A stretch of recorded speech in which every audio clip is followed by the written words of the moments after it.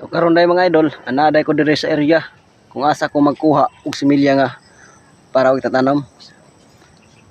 Kini siya mga idol, kining area. Mo na nga akong kuhanan og similya. Pero tungod sa init mga idol, murag maglisod man ta og kuha ani. Tanawag inyo mga idol oh.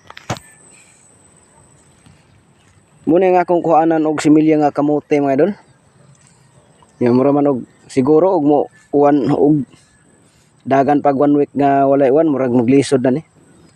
So mo nang action kog kabalaka mga idol.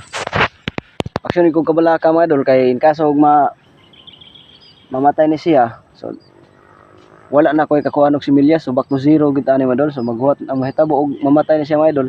Bako lang is maghuwat na sad ta sa mga motorok. Kay lisod kayo diri karon sa amo mga idol kay murag duha na siguro ka buwan nga walay uwan. Naot, naepektuhan na gid ang akong tanom.